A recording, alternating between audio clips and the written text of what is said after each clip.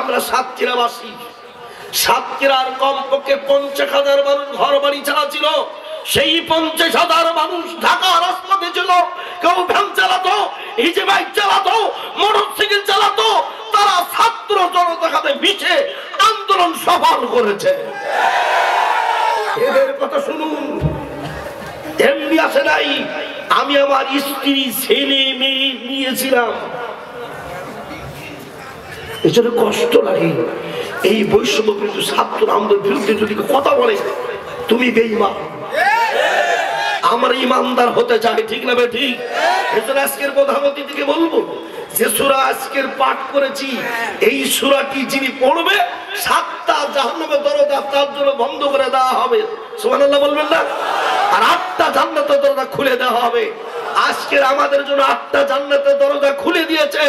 আল্লাহ যেন আমাদের তৌফিক দেয়, বলেন আমিন।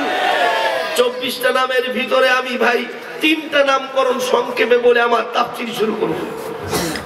আজকে তাফসীর করব না, শিক্ষা বলবো। এই সূরাটি আরেকটার নাম সূরাতুশ শিফা। কি বললাম?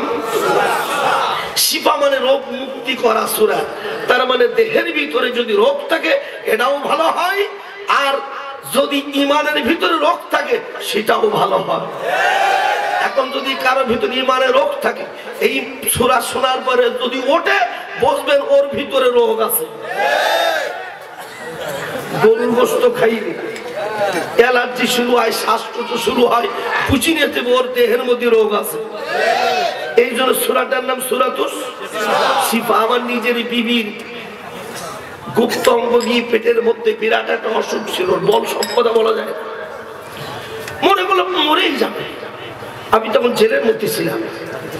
আমাকে বলতেছে হয়তো তোমার সাথে আমার দেখা হবে না।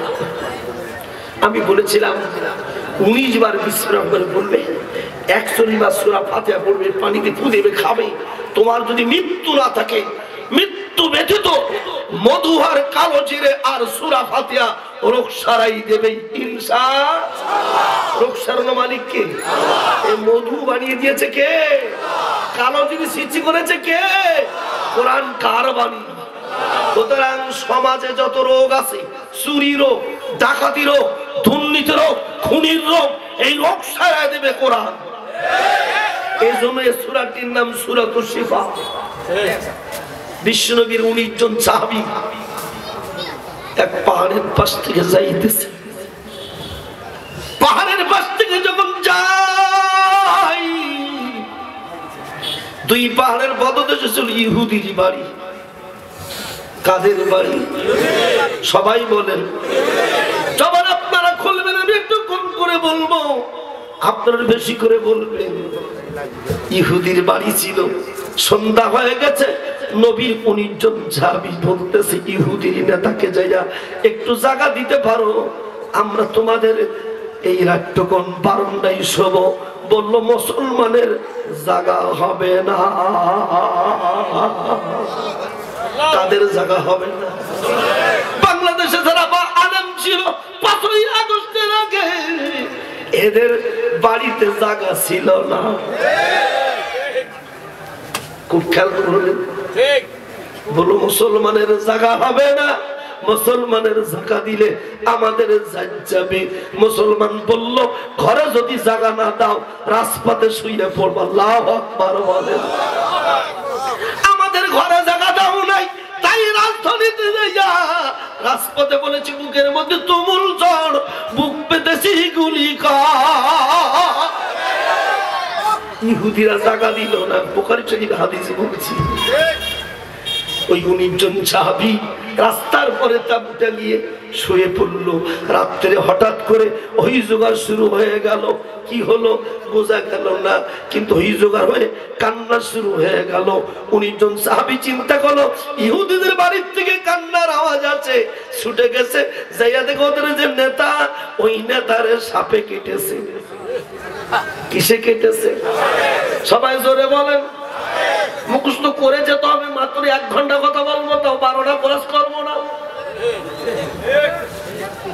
সংক্ষেপে আপনাদের কাছে সূরা ফাতিহার শিক্ষা বলবো।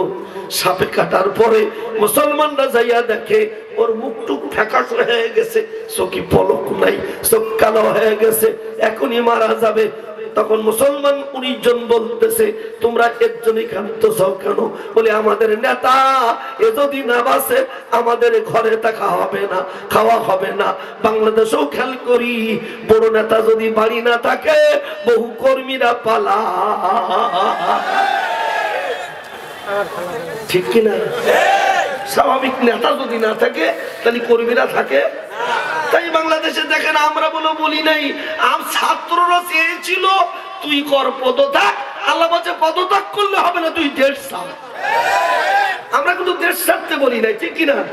বলেছিল পদত্যাগ করো, আল্লাহ বলছে তাই হয়, ফাখরুজ তুই দেশ ছাড়। আল্লাহ ওকে দেশ ছাড়া করেছে। শুধু দেশ ছাড়া একা হয় নাই, 300 এমপি একযোগে নেই। কি আশ্চর্য কথা! এখন ওই 19 জন সাহাবী বলল, মরে যখন যাচ্ছে এই নেতার কারণে আমাদের ঘরে শুতে পায়নি, এই নেতা আমাদের রাজপথে শোয়াইছিল, তা তোমাদের নেতারা আমরা একটা ফু দিতে পারি, যদি ফুই ভালো হয় 19টা ছাগল দেবা। আল্লাহু আকবার বলবেন না? কয়টা ছাগল? বলছে ব্যাপার না, নেতার 19,000 ছাগল আছে, সমস্যা নেই। সূরা ফাতিহা 41 বার 19 জন মিলে পড়ল। কয়েক মিনিটের মধ্যে পড়া শেষ, ফু দিল পানিতে, জিভের উপরে 1 ফোঁটা পানি দিল, ও রুগীর মাথার পরে একটু পানি ছিটায় বলল, বলে আল্লাহ তোমার কোরআন সত্য, তুমি একে সুস্থ করে দাও। 2-3 মিনিটের মধ্যে ওই মুমূর্ষু রুগী উঠে দাঁড়িয়ে গেছে। কোন সূরা? আরো জোরে বলেন। এই সূরাটির গুরুত্ব আছে না নাই? আমার মা বোনদের বলবো, ছোট্ট টিপস দেই, যখন দেখবেন আমার জীবনের রোগ আর সুস্থ হচ্ছে না, যদি মৃত্যু লিখে না থাকে, আপনার অবশ্যই সূরা ফাতিহা 41 বার পড়বেন, তাহাজ্জুদ নামাজ পড়ে গ্লাসে ফু দিবেন, পানি খাবেন। যদি মালিক আপনাকে ওই রোগে মৃত্যু না লিখে থাকে, অবশ্যই আল্লাহ সুস্থতা করে দেবেন। একটি হাদিস বলে দিলাম, আমার প্রধানমন্ত্রী বলেছে কি উপকারী কথা বলতে চান। আর একটা নাম আমি এবার সবাইকে বলবো, যা বলবো আমিন বলবেন। আল্লাহ আমাদের সকলের পিতা মাতাকে জান্নাতবাসী করুন, আল্লাহ আমাদের সবাইকে সুস্থতা দান করুন, আল্লাহ আমাদের দেশকে শান্তিতে থাকতে দিন, আল্লাহ বাংলাদেশে কোরআনের রাষ্ট্র প্রতিষ্ঠা করে দিন, আল্লাহ আমাদের যার যার অসুখ বিসুখ আছে ভালো করে দিন, আল্লাহ আমাদের প্রধান অতিথি, দেশ অতিথি মন্ডলী, আমরা শ্রোতা মন্ডলী সবাইকে কোরআন শিক্ষা অর্জন করার তৌফিক দান করুন। এইবার আমার প্রশ্ন, এতক্ষণ তো আমরা বুঝেছি কি বলে আমিন বলেছি। সূরা ফাতিহার শেষে যখন বলি গায়রিল মাগদুবি আলাইহিম ওয়ালাদ-দাল্লিন, তখন কি বলেন? কেন আমিন বলেন? কি জন্য বলেন? জানবার দরকার আছে না নাই? এইটা নিয়ে আজকের আলোচনা। শুধু একটুকু আমিনটার ব্যাখ্যা করে সূরা ফাতিহার শিক্ষা বলবো। সূরা ফাতিহার মধ্যে আলোচনা বিষয় আছে 3টা। জোরে বলুন কয়টা? জোরে হলো না? আল্লাহ নবীর সাহাবীরা বিশ্ব নবীর কাছে বলছে, হুজুর আমরা আল্লাহর কাছে চাইবো, মোনাজাত করব, কি বলে চাইবো, কখন চাইবো, কিভাবে চাইবো, আপনি বলে দিন। বিশ্ব নবীর মাথাটা নিচু করে চিন্তায় পড়ে গেলেন, কোন উত্তর দেয় না।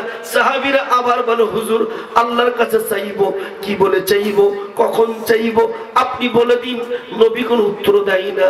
আবু বকর বলে, হুজুর এই উত্তর কি আপনার কাছে জানা নাই? ওমর বলে, হুজুর আপনার কাছে উত্তর জানা নাই। কোন ব্যক্তির উত্তর জানা না থাকলে চুপ থাকাই ভালো। সঙ্গে সঙ্গে বিশ্বনবী চুপ রয়েছে। সাহাবীরা হুজুর বলে দিন।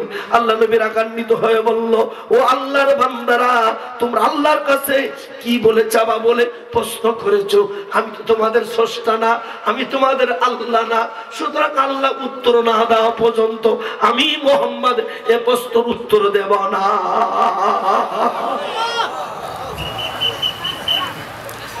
সঙ্গে সঙ্গে আল্লাহ মালিক বলে দিল, জিবরাইল দেরি করা যাবে না, এখনই যাও। আমার বান্দার আমার কাছে যাবে, কি বলে যাবে? দেবীগঞ্জ লোকেরা কি বলে যাবে? প্রধান অতিথি কি বলে যাবে? প্রধান বক্তা কি বলে যাবে? মা বোনেরা কি বলে যাবে? হিন্দুরা কি বলে যাবে? পৃথিবীর মানুষরা কি বলে যাবে? আমার কাছে আমি